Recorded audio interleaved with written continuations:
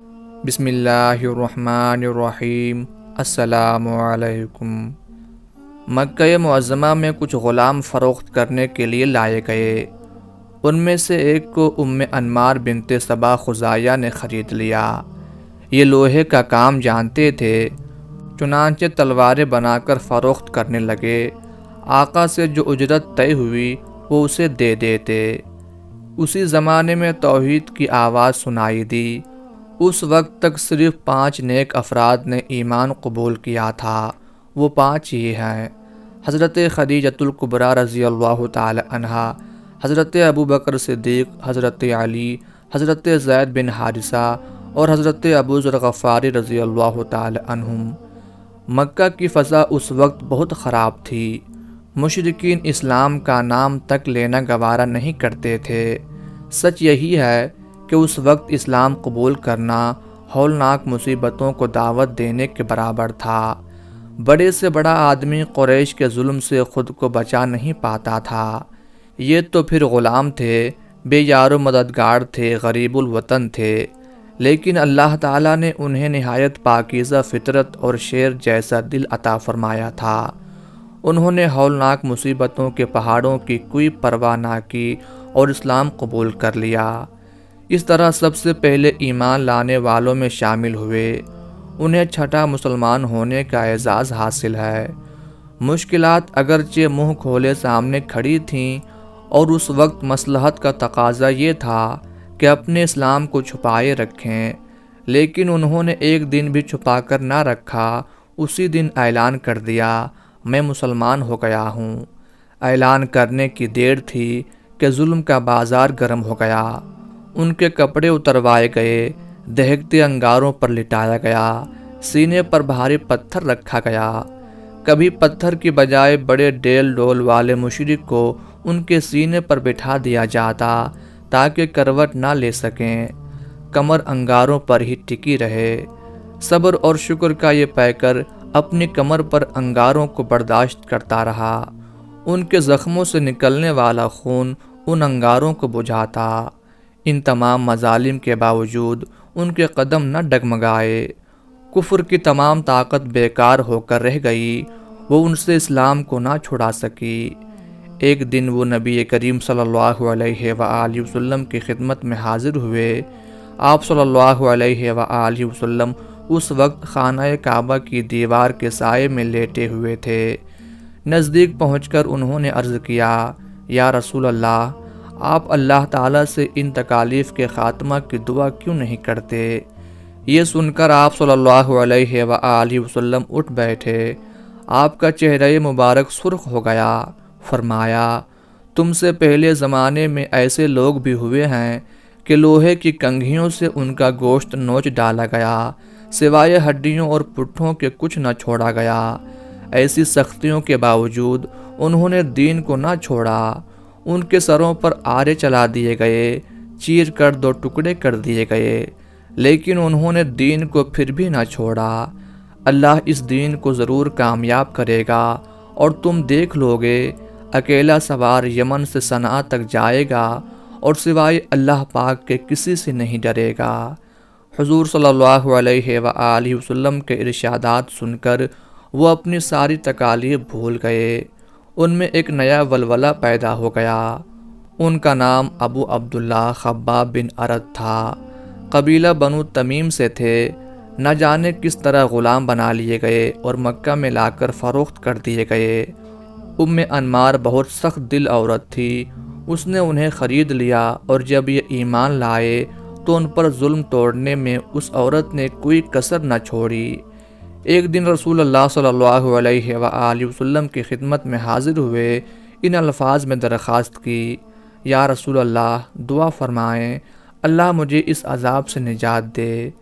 آپ صلی اللہ علیہ وآلہ وسلم نے ان کے لیے دعا فرمائی۔ اس دعا کے بعد انمار کے سر میں شدید درد رہنے لگا۔ یہ درد کسی طرح کم ہونے میں نہیں آتا تھا۔ کبھی کبھی وہ کتوں کی طرح بھونکنے لگتی۔ کسی نے اسے بتایا کہ جب تک لوہے سے تمہارے سر کو داغا نہیں جاتا، اس وقت تک درد ختم نہیں ہوگا۔ اس نے حضرت خباب رضی اللہ تعالی عنہ سے کہا، تم میرے سر کو لوہے سے داغ دو۔ اللہ کی قدرت، جس لوہے سے وہ خباب بن ارت رضی اللہ تعالی عنہ کو داغا کرتی تھی، اسی گرم لوہے سے اپنے سر کو داغنے پر مجبوری ہو گئی۔ اس نے یہ کام لیا بھی حضرت خباب بن ارت رضی اللہ تعالی عنہ سے، لیکن اسے اس علاج سے کوئی فائدہ نہ ہوا اور تڑپ تڑپ کر مر گئی۔ مشرک اب بھی انہیں ستانے سے باز نہ آئے۔ عاص بن وائل کو حضرت خباب بن ارت رضی اللہ تعالی عنہ کا کچھ قرض دینا تھا۔ جب یہ اس سے اپنے قرض کا مطالبہ کرتے تو وہ کہتا، پہلے محمد صلی اللہ علیہ وآلہ وسلم کا دین ترک کرو، پھر تمہاری رقم دوں گا۔ اس کا جواب حضرت خباب بن ارت رضی اللہ تعالی عنہ یہ دیتے، جب تک تم دوبارہ زندہ ہو کر دنیا میں نہیں آؤ گے، میں محمد صلی اللہ علیہ وآلہ وسلم کا دامن نہیں چھوڑوں گا۔ عاص جواب دیتا، تو پھر انتظار کرو، جب میں مر کر دوبارہ زندہ ہوں گا تو تمہارا قرض چکا دوں گا۔ اس طرح مظلوم خباب سالہ سال تک ظلم کی چکی میں پستے رہے۔ آخر مدینہ منورہ کی ہجرت کا وقت آ پہنچا۔ پھر غزوات کا سلسلہ شروع ہوا۔ آپ نے تمام غزوات میں شرکت کی، نہایت دلیری سے لڑے۔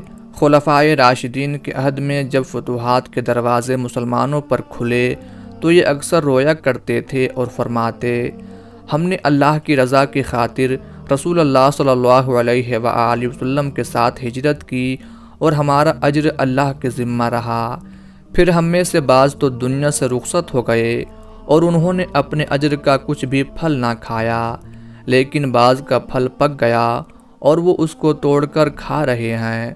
مصعب بن عمیر نے احد میں شہادت پائی تو انہیں کفن دینے کے لیے ایک چھوٹی سی چادر کے سوا ہمارے پاس کچھ نہیں تھا۔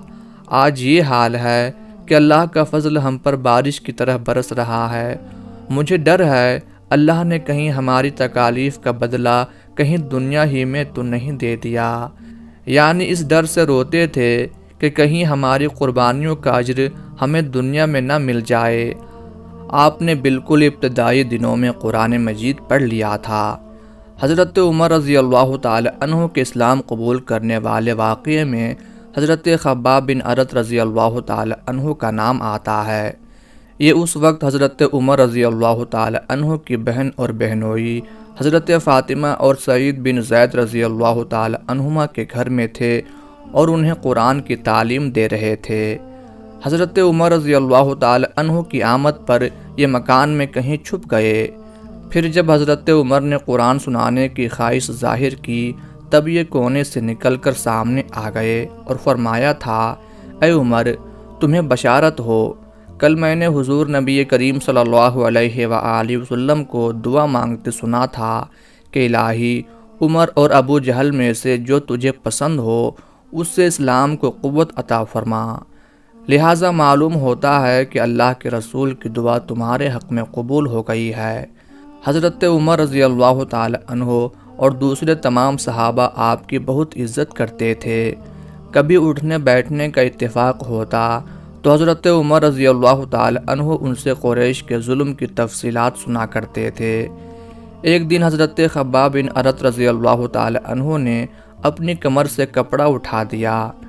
حضرت عمر رضی اللہ تعالی عنہ یہ دیکھ کر حیرت زدہ رہ گئے کہ ساری کمر اس طرح سفید تھی جیسے برس کے مریض کی جلد سفید ہوتی ہے، یعنی کمر پر کوئی جگہ ایسی نہیں تھی جہاں جلائے جانے کا نشان موجود نہ ہو۔ آخری عمر میں آپ کوفہ میں آ گئے تھے، وہیں 37 ہجری میں شدید بیمار ہوئے۔ وفات سے کچھ پہلے ان کے سامنے ان کا کفن لایا گیا۔ اس کو دیکھ کر فرمایا، یہ تو پورا کفن ہے۔ حضرت حمزہ رضی اللہ تعالی عنہ کو ایک چھوٹی سی چادر میں کفن دیا گیا تھا۔ پیر ڈھانکے جاتے تو سر کھل جاتا، سر ڈھانکا جاتا تو پاؤں کھل جاتے۔ آخر ہم نے ان کے پاؤں کو گھاس سے ڈھانپا تھا۔ پھر انہوں نے وصیت فرمائی، مجھے شہر کے اندر دفن نہ کرنا، میری قبر شہر سے باہر کھلے میدان میں بنانا۔ اس وصیت کے بعد وہ دنیا سے رخصت ہو گئے۔ حضرت علی رضی اللہ تعالی عنہ نے نماز جنازہ پڑھائی۔ اللہ کی ان پر ہزارہ رحمتیں ہوں، آمین یا رب العالمین۔